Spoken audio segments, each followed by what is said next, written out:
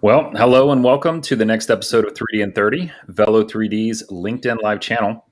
As you may know, additive manufacturing, also known as 3D printing, can unlock performance gains with an unprecedented freedom of design.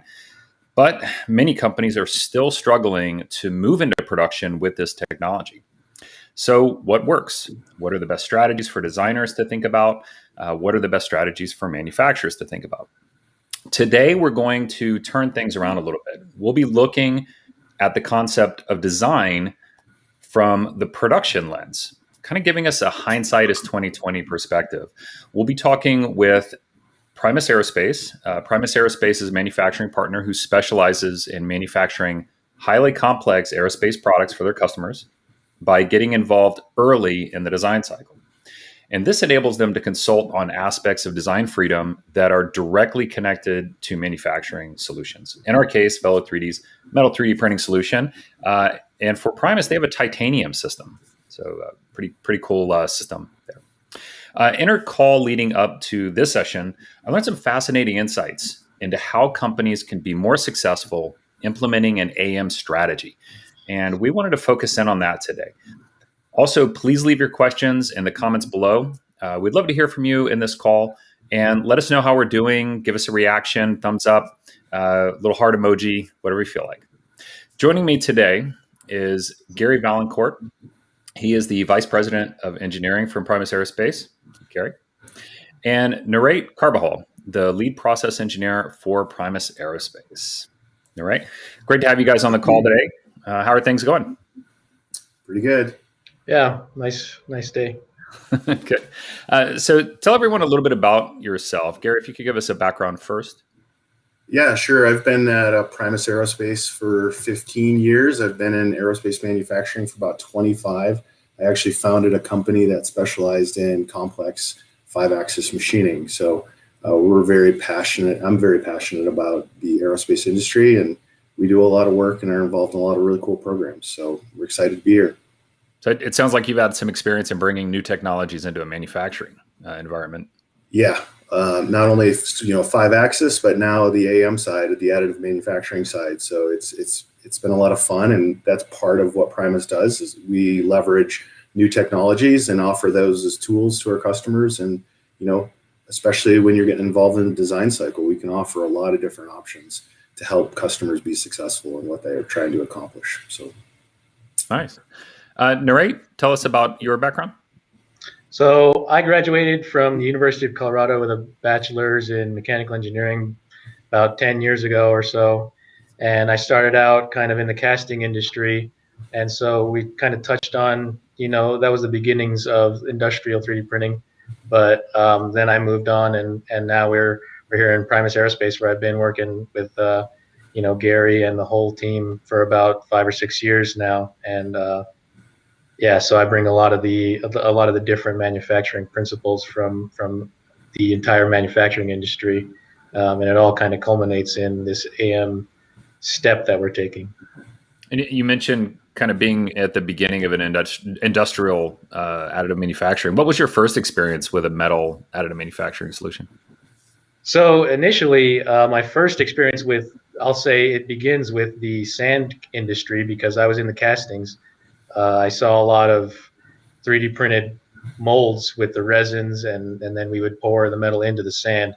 And so, that's difficult because of it's the reverse of your material, right? You're not really printing the direct metal. So seeing both sides of it, that really helps the understanding. And then here with the direct metal printing, that's really the future, I'd say. So Narate, you kind of have a bit of a casting background, and then Gary, you have kind of a machining. Gary, when did you hit the metal AM bug, or what was your first experience? Yeah, the first experience was about 10 to 12 years ago, working with an EB process. We had a defense customer that was looking at doing some new things at that time. And it's been interesting to see the development of the technology over the past 10 years. And part of the reason we got into it was our manufacturing and machining skills mostly. A lot of these AM parts are complex geometries and require pretty confident machinists and, good equipment to hold the tolerances. And that's really what led us to where we are today. And we've had a lot of experience over the past 10 years with different technologies and different AM parts. So we bring a lot of that to the table. So. And it sounds like you kind of started on the post-processing side, and now you're going to be moving to be more vertically integrated. Can you talk about that a little bit and your experiences there? Yeah, so I think a lot of the customers that we had, 10 years ago were really struggling to find places that would handle these AM parts because they tend to be pretty expensive and, like I mentioned earlier, complex. So we started kind of dipping our toes and taking on these, what we would call a little bit risky projects just because of the cost of, the AM part. And then the machining was only a small portion of it. And as we grew into that, we started doing more and more complex machining. And I would say most AM parts require some sort of tooling and fixturing and manufacturing knowledge to actually bring it across the finish line from a manufacturing perspective. And that's good to get that kind of knowledge early on because that really helps you set yourself up for success. And I think we have a couple images that might highlight some of that, like the printed versus the post-processed. So what are we seeing here? That's a particular part that was AM printed. And because of the tolerancing and the features, some of the tolerances on this particular part are done underneath a thou, which is 0.001. And you can see where we had to print and add material.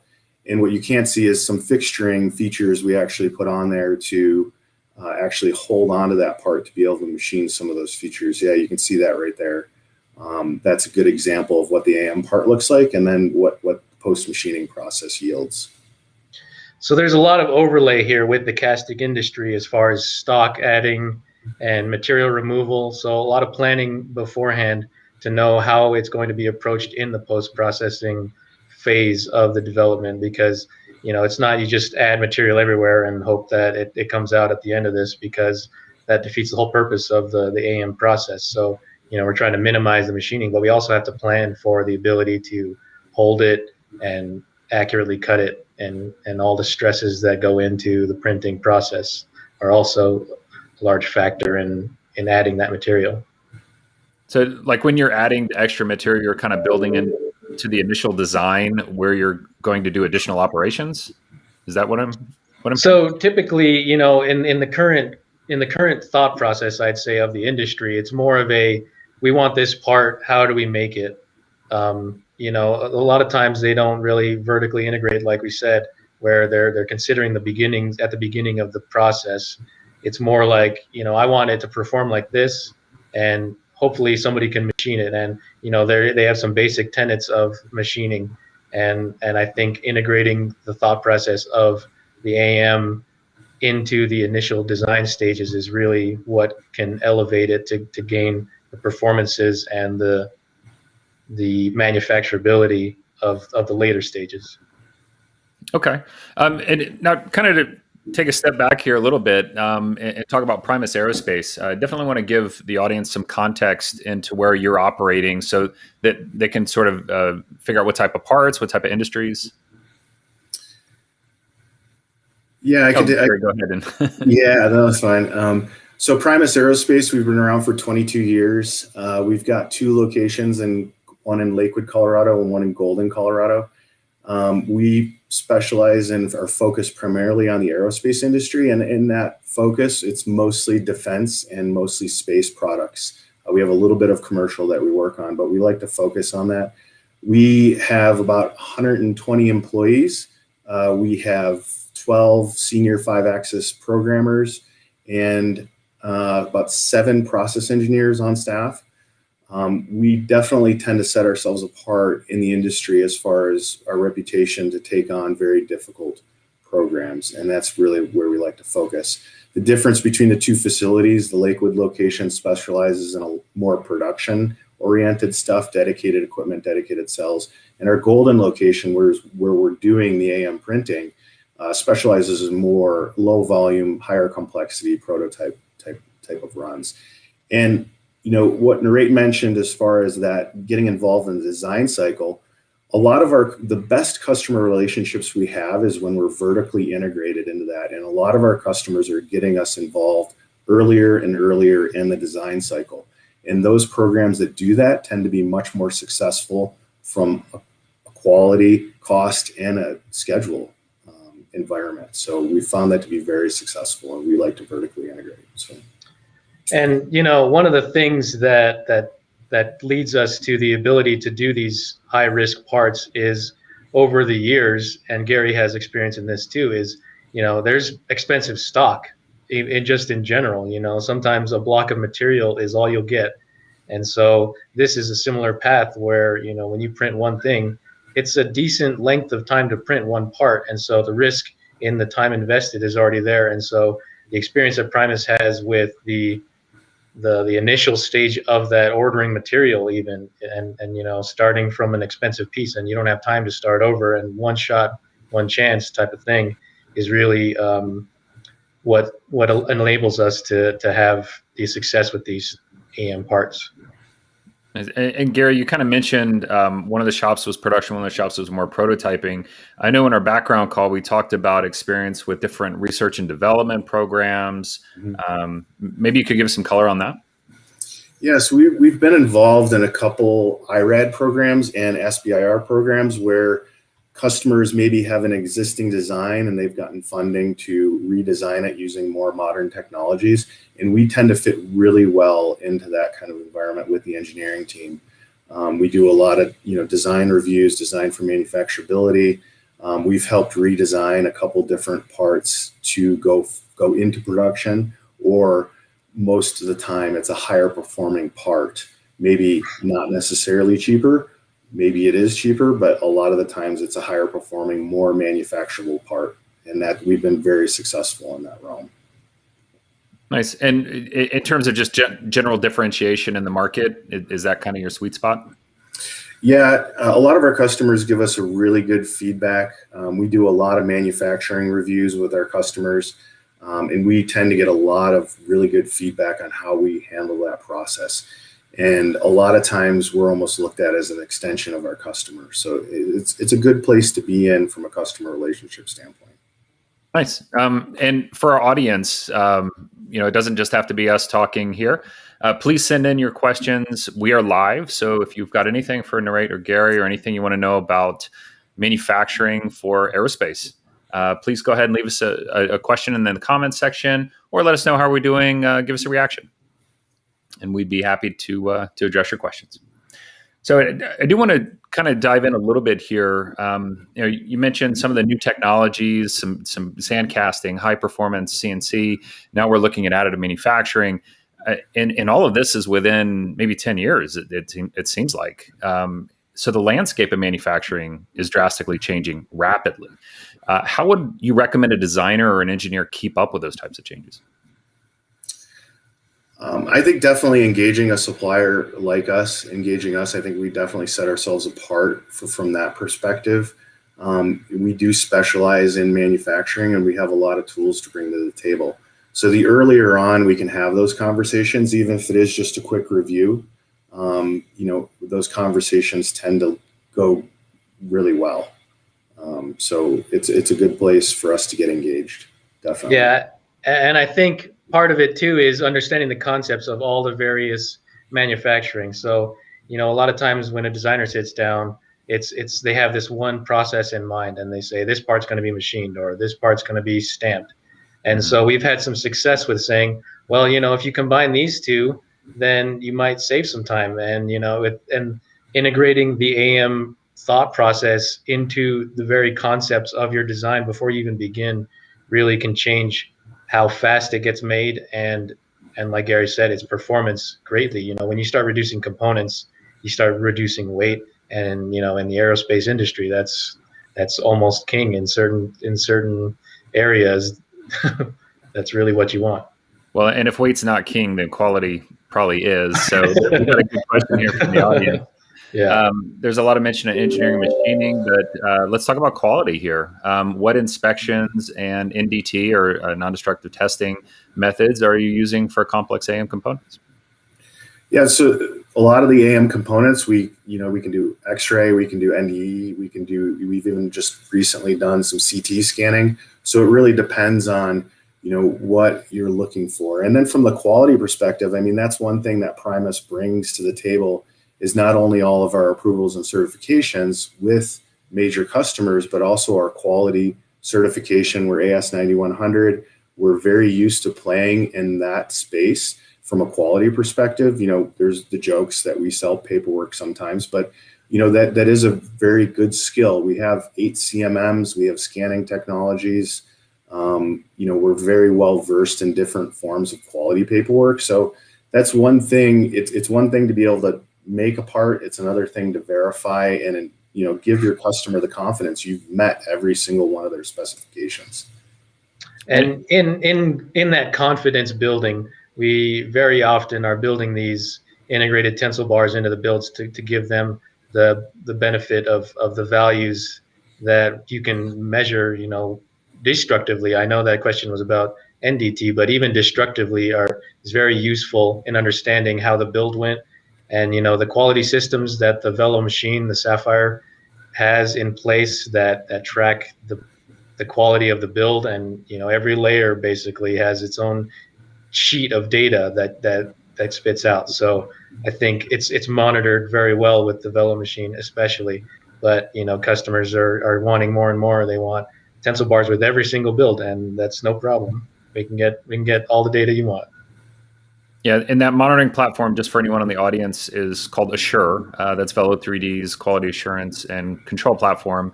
What can you kind of tell us that you're getting from Assure? What have you seen out of that product so far? I think it's more about the monitoring continuously. Every layer is monitored by the system, and so there's no data that goes to waste. So it'll give you all the heat mapping, and if there were hot spots, because the processes involved in the printing and of itself is really complex. So it's hard to collate all that in one sentence, because it's just such a mountain of data. And I think the other things too are the safety side of things. If you have something that releases or does something unexpected, that could be a big deal when you're AM printing. You don't want your recoder to come in contact with material, and that's one thing that Velo's system sets itself apart, is that safety perspective. Because if you hit a recoder, I mean, depending on which machine or what it is, I mean, that's significant downtime and expense. And that was one thing for us that we felt very comfortable with, having that monitoring software and that ability to catch exceptions and also to notify us when that happens. So, and it's even things like flow rate. You have to monitor flow rates in the machine because there's no oxygen. So there's a lot of flow rates that it has to monitor, and we've gone through the whole thing where calibrations, that Velo works with us to make sure that everything's calibrated correctly given anybody's circumstances. And you mentioned the recoder. It is a different type of recoder. Maybe you can tell us a little bit more about it. Yeah, so I think that was one of the big reasons why we selected Velo when we learned about how they handle their recoder technology. It's a non-contact recoder, and that's actually really huge for the industry, and they're the only ones that are doing it right now. And it is such what I would consider to be a major risk when you're doing AM builds, is to have that recoder touching the material, and Velo's recoder does not touch the material, and that gives you a lot of advantages when you're AM printing, in my opinion. Nice. And we mentioned the monitoring. Do you see this as ever becoming a replacement for NDT, or where would you sit as far as that goes? From an aerospace perspective, I don't know that it's going to ever truly replace the NDT, just because we've been in aerospace for a long time. I think it's getting into the right steps to assuring that confidence with the engineers and the material guys. It's definitely helps to have that sort of real-time monitoring. I think aerospace will always have some form of verification, of material properties and those things. But it definitely is a step in the right direction. Yeah, I mean, just from being in the aerospace industry, you see there's a lot of tradition. So, even though we've been making titanium for, I'm not going to say 100 years, but it's got to be around that time. And they still want the same tests that we were doing 100 years ago. this material has been extruded how many times, and yet we still need to provide the assurance that it meets the specifications that were written, handwritten back in World War II. Sometimes we have to ensure that our certifications meet that. So I think it's in the right direction, and I think part of that tradition is always going to stick with the AM. But as long as we have the data, it's definitely headed in the right direction. Yeah, I think it's a little bit of a joke, but there are Egyptian hieroglyphics that depict casting and brazing. Like there's some technologies that have been around for a really long time. Oh, my favorite! I tell everybody this because they say, we're a prototype shop on this in some of our areas, and they say, how are we going to solve this prototype issue? And I say, I saw in the museum there was a stone tablet where somebody was complaining about their copper delivery. Like, I'm not going to solve all of your prototype problems here in a half hour. So, this is the industry we're in. It's fast paced. It's prototyping, and this is one of the big steps, I think. Yeah, definitely. Let's see here. There's a question from the audience. I've seen many monitored parts with rejectable defects. I'm not sure. Is that familiar? The term rejectable defect? Yeah.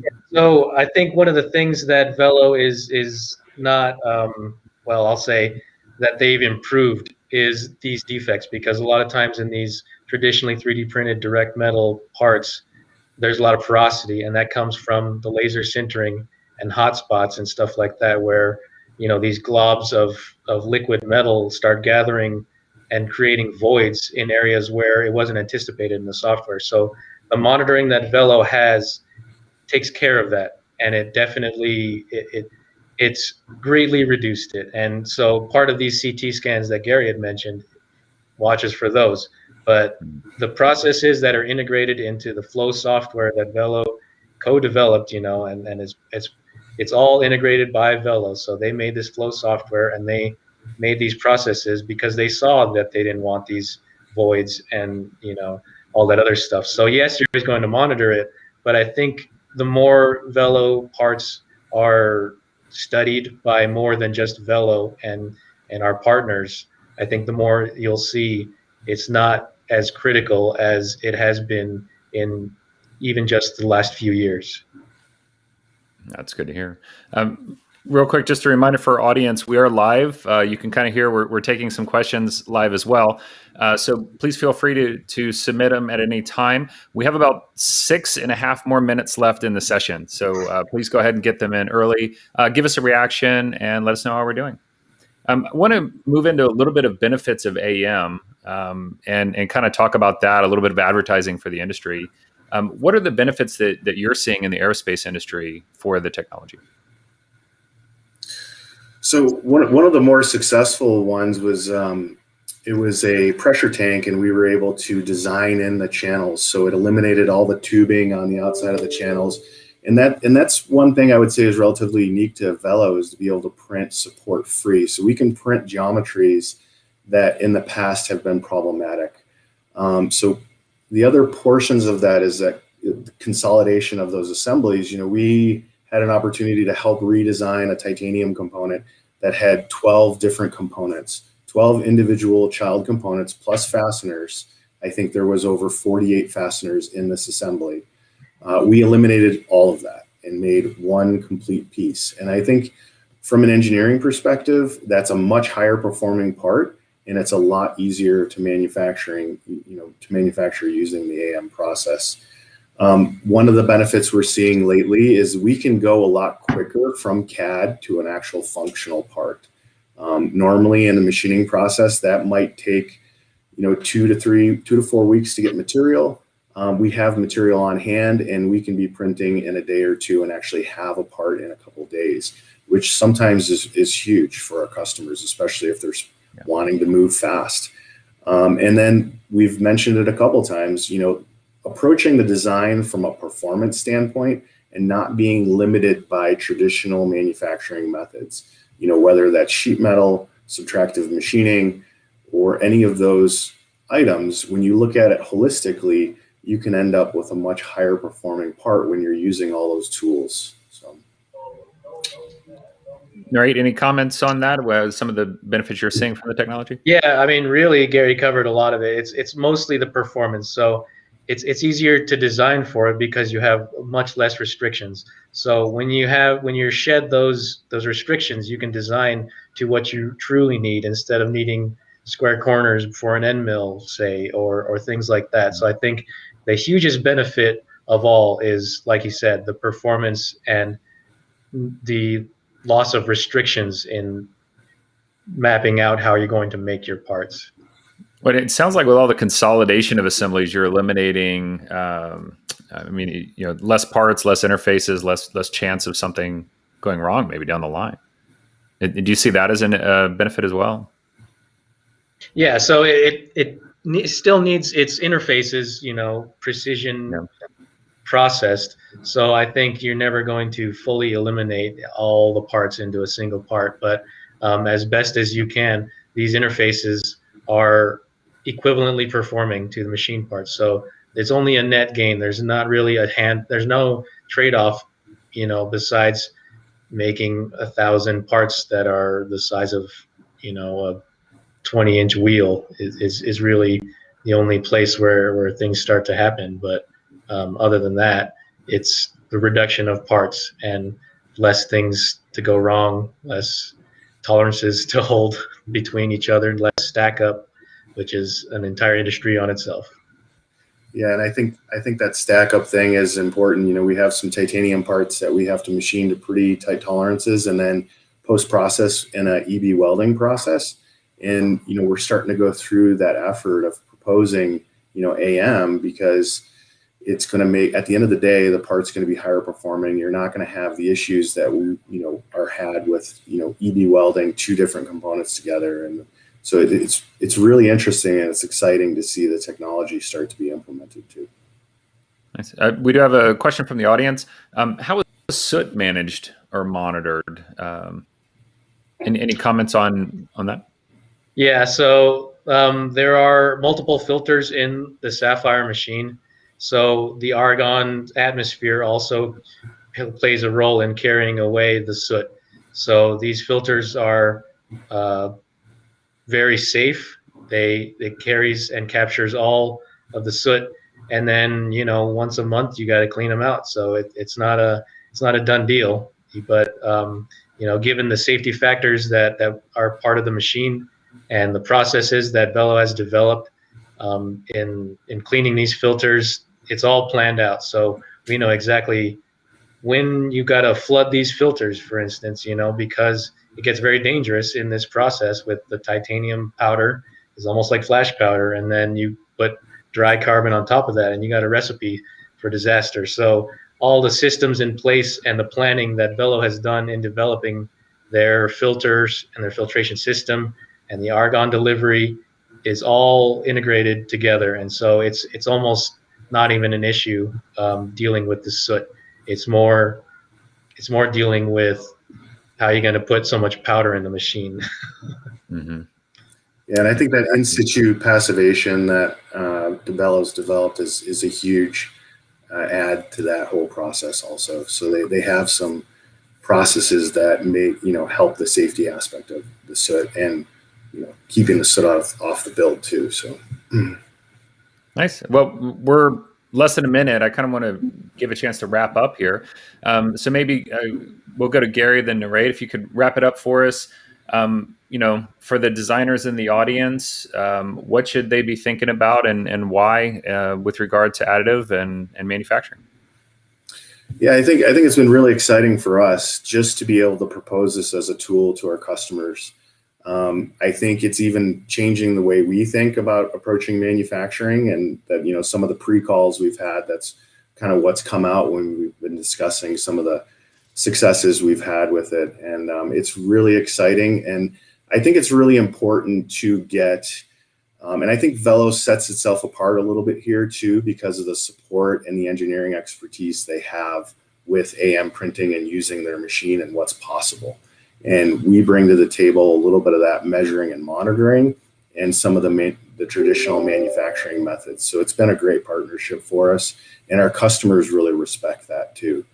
because we're experts in this new process, and some of this is new. So they need suppliers, people that are like us, that are a good team to answer questions and make some suggestions that they might not have thought of, because it is changing the whole paradigm on how you approach manufacturing and design. So yeah, so I think from a design standpoint, because I was designing parts not only for any process but also the casting, tooling, and stuff like that. I think one of the most critical things from my designer standpoint is understanding the concepts of all the different manufacturing processes, because you can have a guy who knows just machining and you can guy who knows just casting, but putting those all together, I think, really gives you a leg up.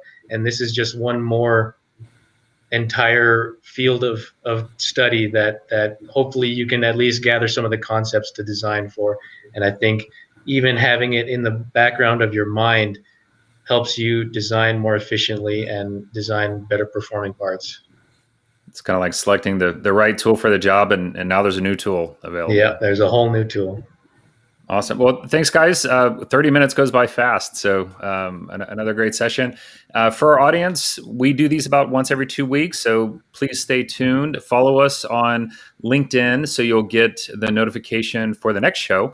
We'll be having that on the 1st of July. So follow us and see what that's going to be all about. But thank you, Narite, and thank you, Gary. Great job today. And we'll be looking forward to more conversations in the future. Thanks, all right. Mike. Thanks. Yep.